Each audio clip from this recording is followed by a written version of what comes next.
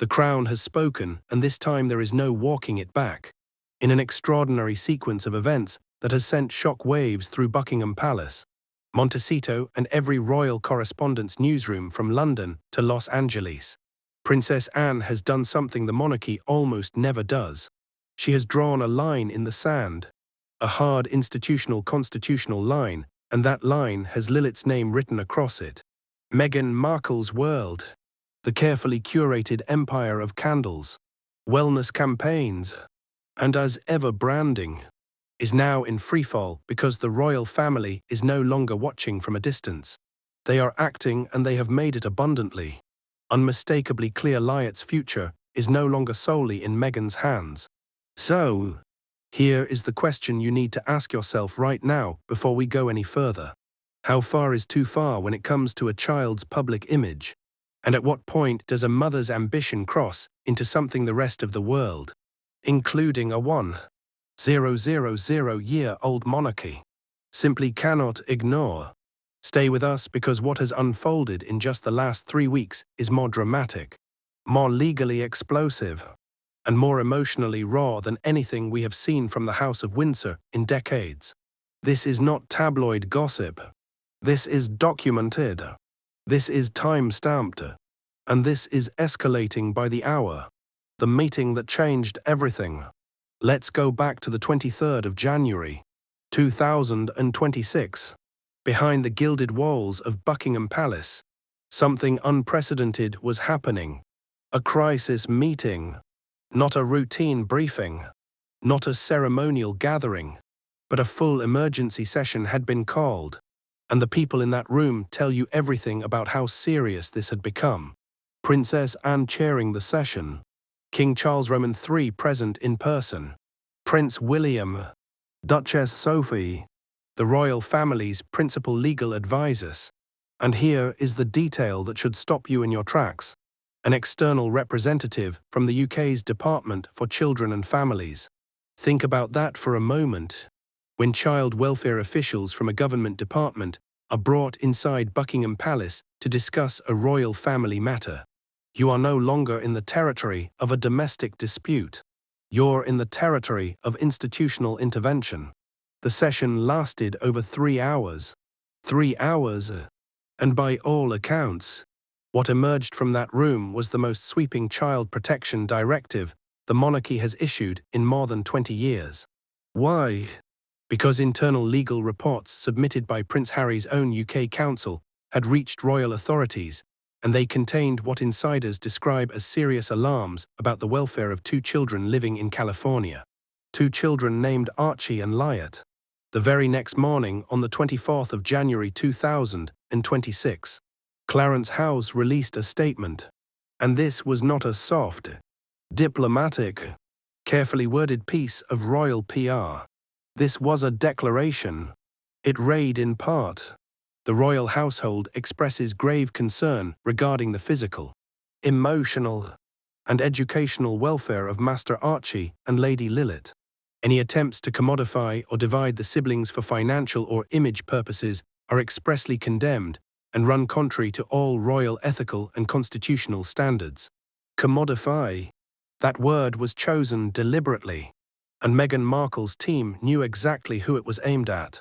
Now, before we go any further, drop a comment below and tell us, do you think the royal family has the right to intervene in how Meghan raises her children in America? This question is at the very heart of everything that follows. The Lilibet logs. What they found. Here is where the story takes a turn that is difficult to hear, especially for anyone who believes in letting children be children.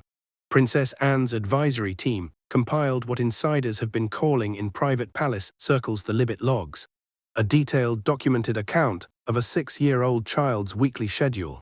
And we are not talking about school runs and playdates. According to this internal dossier, this was Lilibet's week. Monday and Wednesday, filming short-form content for the As Ever brand. Thursday, voice training for a potential audiobook narration. Friday, Mommy and Me product shoots for 2 upcoming wellness campaigns. And on the weekends, brand-related activities. including live streams, unboxing, toy demonstrations, and virtual meet and greets via private platforms. Let that sink in. This is a 6-year-old. She does not yet have all her adult teeth. She is at an age where most developmental psychologists agree that unstructured play is not just important. It is neurologically critical. And she was logging brand shoots, voice training, and virtual meet and greets on her weekends. But the numbers don't lie. According to documentation submitted by Prince Harry's lawyers, I've been asked to read out a statement on behalf of the Duke of Sussex flagship title for Rupert Murdoch. Lilibet had logged over 192 recorded work hours between October 1st and December 31st of 2025.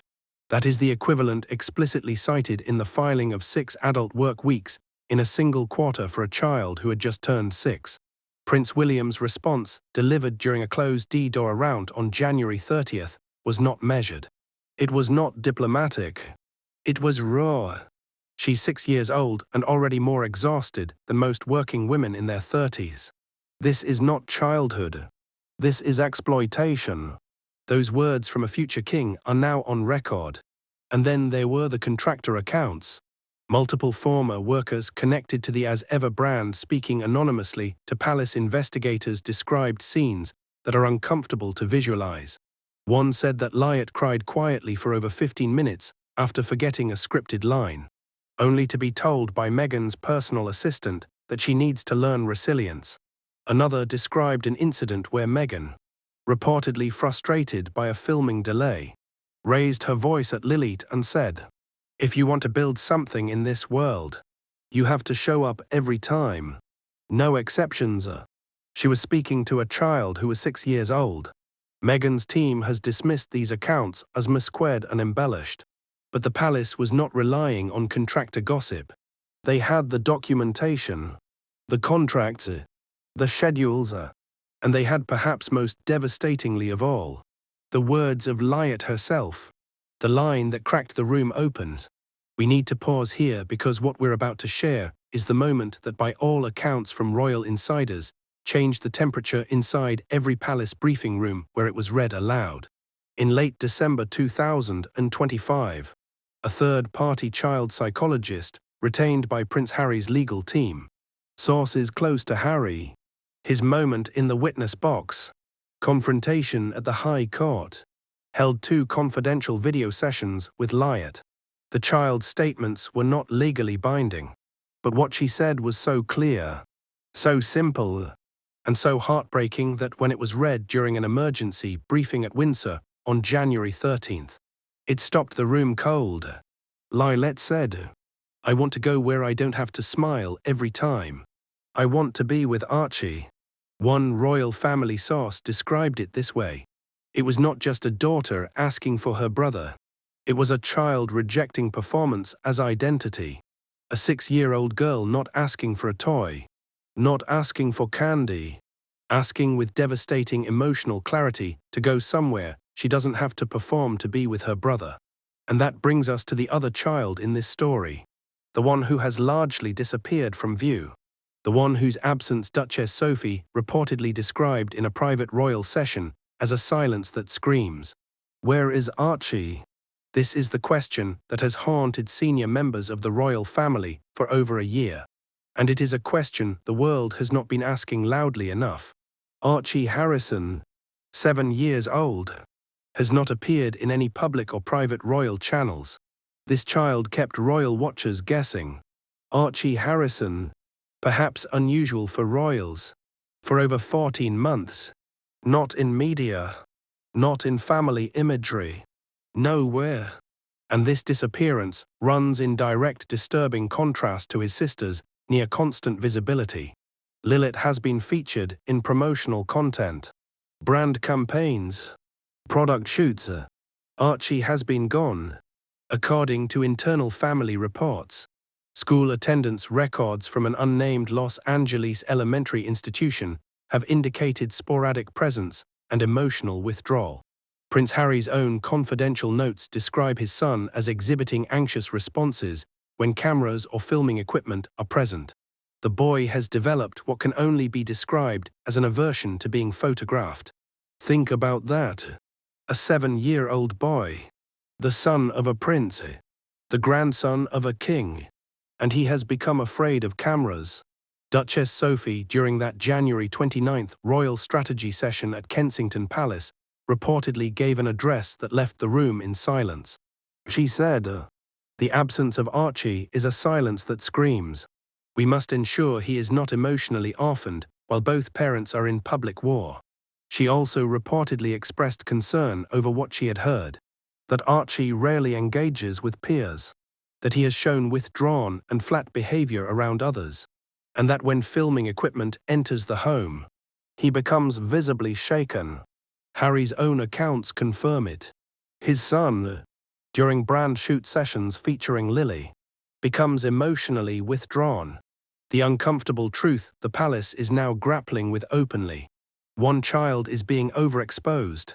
One child is being made invisible. And both, in completely different ways, appear to be suffering. So we have to ask you again, do you believe Meghan is aware of the impact this situation is having on both children? Tell us in the comments, because the answer to that question shapes everything about what comes next. Princess Anne draws the line. Now here is where Princess Anne steps fully into the center of this story. And when Princess Anne steps into the center of something, you pay attention, because this is a woman who does not perform. She does not posture. She acts. On January 27th, Princess Anne formally requested that Prince Harry submit what is being called a Royal Child Protection Briefing, a detailed framework explaining how he intends to safeguard the physical, emotional, and educational integrity of both children in the United States. On January 28th, Meghan Markle received a formal legal notice requiring her to respond to a royal conduct inquiry. This letter demanded a written justification for her decision to remove Lilibet from her accredited school, Brentwood Academy, and pursue full homeschooling, especially following a formal concern notice issued by the school in December 2025. It also demanded her written explanation for rejecting psychological oversight previously offered by Brentwood's child welfare advisors. And on January 31st, in a move described as rarely used but constitutionally permissible, Clarence House, through UK health liaison channels, filed an official request with California state medical boards to procure a full psychological and health wellness report for both Archie and Lilibet. This falls under what is known as the sovereign protection rights extended to royal descendants residing abroad. This whole thing is not just for Harry. He also claims he can't bring his family over, Ravik or the royal household or the king. In other words, the British Crown reached across the Atlantic Ocean and formally requested access to the health records of 2 American resident children because those children carry royal blood. And the palace believes that blood creates a duty of protection that does not stop at any border. Meghan has not responded. Her spokesperson described the monarchy's tone as patronizing and intrusive. But here is the thing, and this is critical. The palace was not making suggestions. They were issuing institutional directives backed by documented evidence and legal frameworks that predate Meghan Markle's existence by several hundred years. Brentwood Academy and the 10 contracts. Let us talk about Brentwood Academy, because this piece of the puzzle is one Meghan has been very careful to keep out of the public conversation. Lilibet was enrolled at Brentwood Academy in Los Angeles in early December 2025. Meghan pulled her from the school. The stated reason was disagreements about curriculum freedom and media restrictions. But on the 10th of December 2025, Brentwood issued a formal absence report, not just noting the absence, but flagging that social development markers were not being met at expected levels. When Harry's legal team filed their court documents, the Brentwood letter was included as evidence.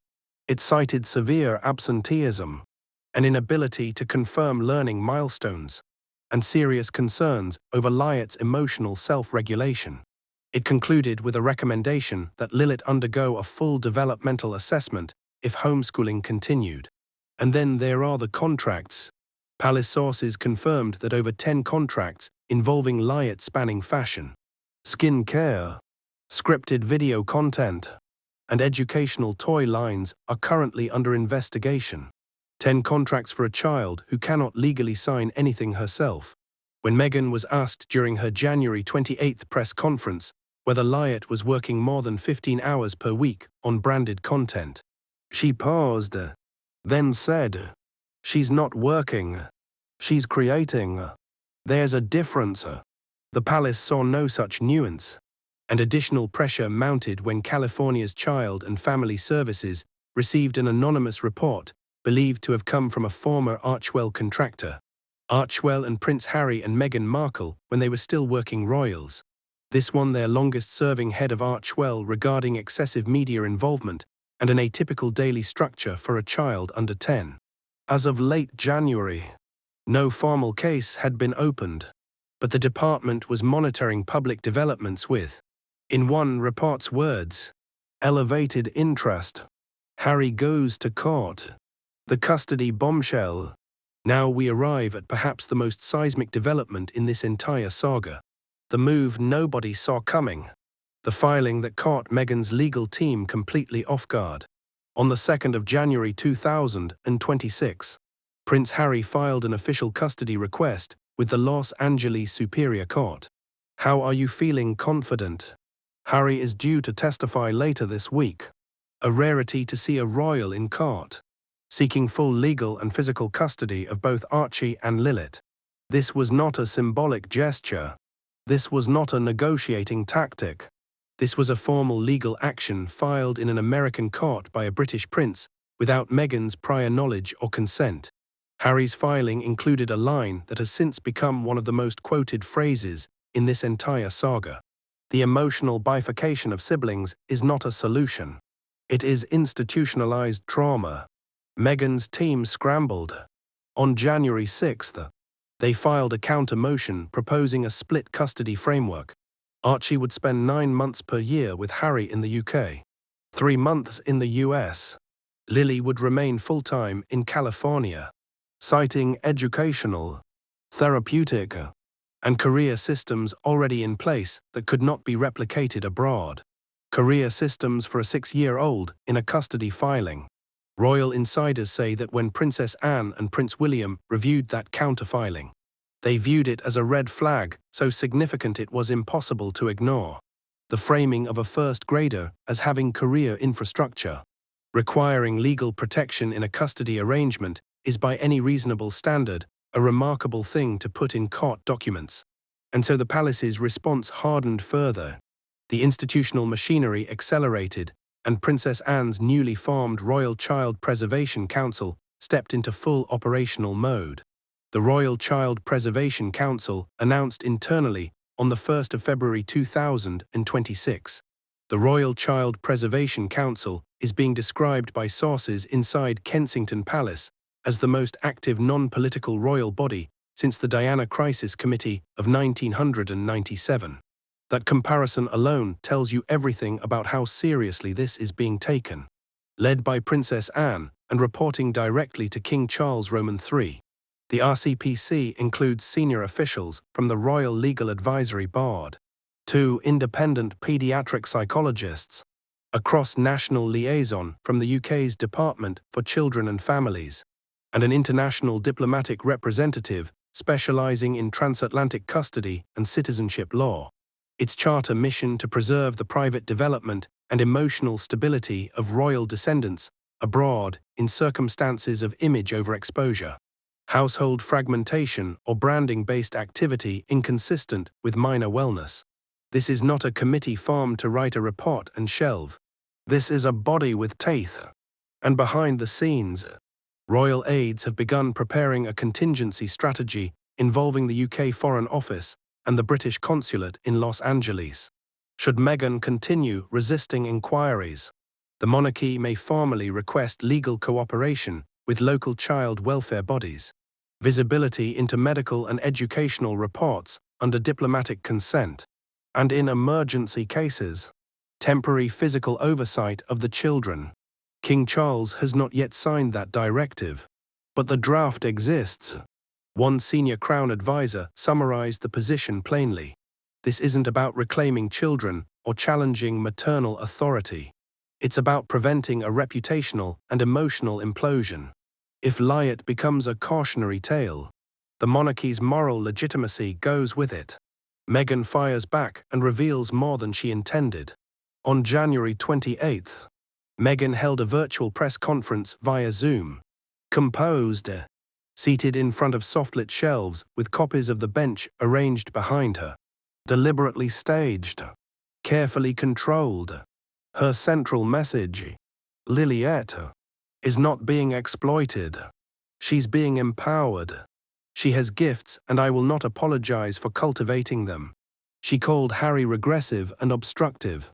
She defended pulling Lilibet from school as protective, nurturing, and responsive to her emotional intelligence. She framed herself as a visionary modern mother, misunderstood by a backward institution. But then she said something that was meant to generate sympathy, and instead generated something else entirely. She spoke about her own childhood. A one-bedroom apartment with her mother. Second-hand textbooks. Classmates with legacy surnames who always seemed to leap ahead. She described Lilibet as her second chance at getting it right. That phrase, second chance, is the one that echoed longest in palace briefing rooms because it reframes Lilibet not as a child with her own future, but as a vessel for Meghan's unfinished personal story. As one palace insider put it with devastating simplicity, you don't heal your own childhood by hijacking your child's future. Now there is word of a new trademark application. Meghan is reportedly pushing to register the phrase raised by purpose under Lilibet's name. If filed, the palace has signaled it may trigger a formal objection under UK soft diplomacy agreements and media ethics oversight. Raised by purpose as a commercial trademark for a 6-year-old who told a psychologist she just wants to stop smiling on command. Catherine enters the quiet force. Not everything happening in this story is confrontational. And in fact, the most consequential development of the past 2 weeks may be the one receiving the least coverage. Princess Catherine has quietly positioned herself as the one person in this entire conflict who might actually prevent it from becoming something irreversible. According to insiders at Kensington Palace, Catherine has spent weeks building the framework for what is being internally called the Windsor Reset, a discreet in-person family summit at Windsor Castle proposed for the 9th to 11th of February 2026. The attendees: Prince Harry, Meghan Markle, Princess Anne, Prince William, and Catherine herself as moderator. No press, no recording, no staff, no lawyers in the room. Just a conversation about 2 children. Therefore, not simply just about how we raise our children. The palace has reportedly booked a secure wing at Windsor Castle for those dates.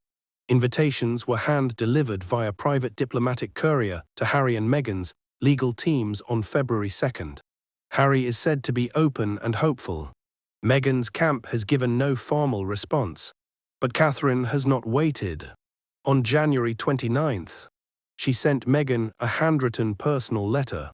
The content has not been released publicly, but senior aides confirmed its tone was disarmingly honest, non-accusatory, and anchored in shared motherhood. One excerpt, verified through a trusted palace source: "Whatever divides us, I believe we both want them to feel loved before they feel watched. I hope we can still agree on that." A future queen writing by hand to the woman who has publicly criticized her family, her institution, and her country, choosing motherhood over monarchy as common ground. That is not weakness. That is the most sophisticated move in this entire saga. Operation Veil. The 2 paths. Inside the palace, communications teams are preparing for every outcome. The dual contingency plan is called Operation Veil. It has 2 paths. Path A. Meghan attends the Windsor Summit. The summit succeeds. The palace releases a unified statement on shared family values and commitment to child well-being. The crisis de-escalates. The RCPC monitors quietly from behind the scenes. Path B. Meghan refuses, or she undermines proceedings through a tell-all interview. A Netflix documentary. The Sussex kids make some cute cameos in Netflix's Harry and Meghan. Or escalating legal action. In that case, official clarification that Lilibet's use of royal symbols is unauthorized. Full public endorsement of Harry's custody petition. An activation of a joint interview, possibly led by Catherine and Anne, to reclaim the narrative without explicitly vilifying Meghan, but making the monarchy's institutional ethics unmistakable. And there is one more layer to Path B. Insiders confirmed the palace is examining whether Meghan has been using Windsor symbols commercially without authorization. Royal coats of arms subtly embedded in as ever designs phrases like of royal lineage and fonts and crests associated with the Royal Collection Trust. If those findings are confirmed and Meghan does not comply, the palace may issue a full revocation notice. Lilibet would retain her bloodline status, but every royal visual identifier attached to commercial products would be stripped. As one insider described it, a thunderous signal that lineage does not entitle license, especially when used to market candles, skin cream, or lifestyle retreats. What hangs in the balance?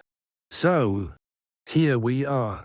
February 2026. The Windsor Summit is days away. Meghan has not confirmed. Harry is waiting. Anne is ready. Catherine has written her letter. Charles is watching. And 2 children. A 7-year-old boy who flinches when cameras enter a room. And a 6-year-old girl who told a psychologist she just wants to stop smiling on command. Prince Harry and Meghan Markle share never-before-seen photos of their kids. Archie and Lily are at the center of everything. Princess Anne has stated with the full institutional authority of the British monarchy behind her that Lilibet's future is not a commercial asset, not a brand, not a platform. The decision about what that future looks like will not be made unilaterally by any parent operating outside the legal and ethical frameworks that govern both royal family obligations and the fundamental welfare of children. The Crown's position is now locked in, immovable. The question is no longer whether the palace will act. The question is whether Meghan will engage before they are forced to act in ways she will not be able to reverse. As one senior official summarized it, "We will not negotiate the well-being of children. We will act if no one else will."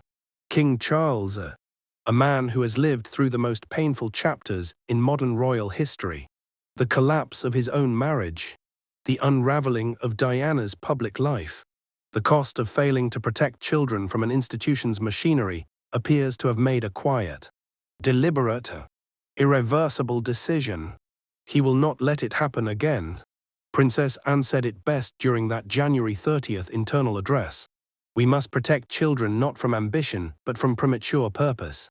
And Catherine, as always, said it most humanly of all. "Whatever divides us, I believe we both want them to feel loved before they feel watched." The only question that matters now is whether Meghan agrees. So, we're asking you one final time. What do you think she will do? Will she walk into Windsor Castle and sit at that table? Or will she escalate? Does she see Lily as a child or as a continuation of her own story? Drop it in the comments. Share this with someone who needs to hear it. And make sure you subscribe because this story is far from over. The next chapter arrives within days. The Crown is awake. It is watching and it is not blinking.